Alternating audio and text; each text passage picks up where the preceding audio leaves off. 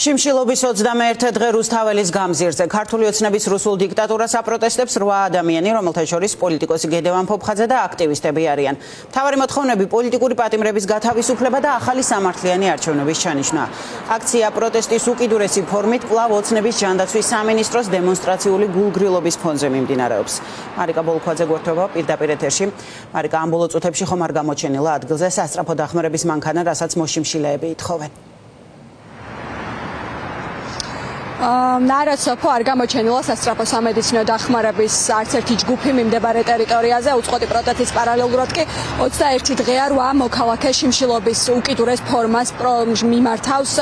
რაც შეეხება მათი ჯანმრთელობის მდგომარეობას, შეიძლება ითქვას, რომ ყოველდღიურად უფრო და უფრო რთულდება მათი ჯანმრთელობის მდგომარეობა და მიუხედავად იმისა, რომ დღის განმავლობაში მათ რამდენჯერმე სჭირდებათ სასწრაფო სამედიცინო დახმარების აღმოჩენა, აქ სპეციალური სამსახურები ჯერ კიდევ არ ჩანან, მიუხედავად იმისა, რომ მოთხოვნა 21 დღის განმავლობაში, რომ მათ გამოუგზავნონ სასწრაფო სამედიცინო დახმარების ერთი ჯგუფი, რომელიც მათი ჯანმრთელობის მდგომარეობის მონიტორინგს მოახდენს. ისინი დიდი ხანია აჟღერებენ მთელი პროტესტის განმავლობაში. შეგახსენებთ აგრეთვე იმასაც, რომ მოშიმშილეებს შორის ერთ-ერთი არის დავით ჭელიძე, რომელიც 14 დღიან საპატიმრო სასჯელს ბაკურიანის წინასწარი მოთავსების იზოლატორში იხდიდა. ის სულ რამდენიმე დღის წინ გათავისუფლდა და შიმშილობის ამ უმძიმეს ფორმას და პროტესტს ახლა პარლამენტის მიმდებარე დანარჩენ თანამოაზრეებთან ერთად აგრძელებთ. შეგახსენებთ, რომ მათ ძირითად მოთხოვნებს პროტესტის ძირითად მოთხოვნებს წარმოადგენს ის, რომ გათავისუფლდეს რეჟიმის ყველა უკანონო ტყვე და პატიმარი და ჩაინიშნოს ხელახალი საპარლამენტო არჩევნები.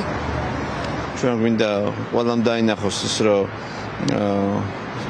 ქვეყანაში იმდენად მძიმე მდგომარეობაა, რომ არ შეიძლება ამაზე ადეკვატური რეაქციის გარეშე რაიმეს მიღწევა. ქვეყანაში მყარდება რუსული დიქტატურა და ამას ჩვენ უნდა აღვდგეთ რა ფასადაც არ უნდა დაგვიჯდეს. რა მსხვერპლიც არ უნდა დაგვჭირდეს, რომ გავიღოთ, ეს უნდა გაიღოს ადამიანმა, იმიტომ რომ რუსული დიქტატურა ეს არის ქვეყანა მომავლის გარეშე. ძალიან უკიდურესად მძიმე მდგომარეობაში იმყოფება ეხლა საქართველო და ეს ვისაც არ აქვს გაცნობიერებული, იმას მივმართავ, რომ გააცნობიერეთ და სახში ჯდომას ჯობია ბრძოლა და ჩვენ თუ ერთად დავდგებით და ერთად შევუტევთ ამ ხელისუფლებას, ისედაც ის არის მონჯღრეული აქვთ.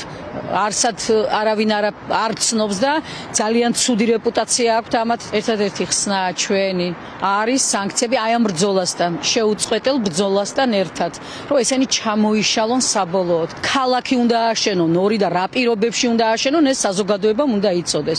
აი ამას ვითხოვთ ჩვენ. ეს კონფიდენციალობა განზე გადადოს და საზოგადოებას მოახსენოს, რა ხელშეკრულება გააფორმეს არაბებთან. ჩვენი მოთხოვნები არ არის დაკმაყოფილებული, მეტის საერთოდ ამ 21 დღის განმავლობაში ხელისუფლება არც დაინტერესებულა ჩვენ რას ვაკეთებთ აქ, მართლა შიმშილობ თუ არა, ელემენტარული მონიტორინგის ის არ დაუწესებიათ, რომ აი თქვა სიტყვაზე სასწრაფო მანქანა იდგეს აქ 24 საათის რეჟიმში. ჩვენ უკან არ დავიხევთ, ამ ბრძოლას მივიყვანთ ბოლომდე, იმიტომ რომ არც ჩვენი პოლიტპატიმრებია თავისუფალი და არც ახალი არჩევნების ჩანიშვნას აქ ჯერ თქვა სიტყვა არ ჩანს. დიახ, როგორც მოისმინეთ, გარდა იმ ძირითადი მოთხოვნებისა, რომლებიც ახლა პროტესტის მონაწილეებს გააჩნიათ და ამ მოთხოვნებს 21 დღის განმავლობაში აჟღერებენ, მათთვის ახლა ერთ-ერთ პროტესტის ერთ-ერთ მთავარ მიზეზად გაჩნდა ის, რომ ირაკლი კობახიძემ ახალი მასშტაბური პროექტი წამოიწყო არაბულ კომპანიებთან ერთად, რომლის ხელშეკრულებების დეტალები საზოგადოებისთვის უცნობია და კონფიდენციალურია.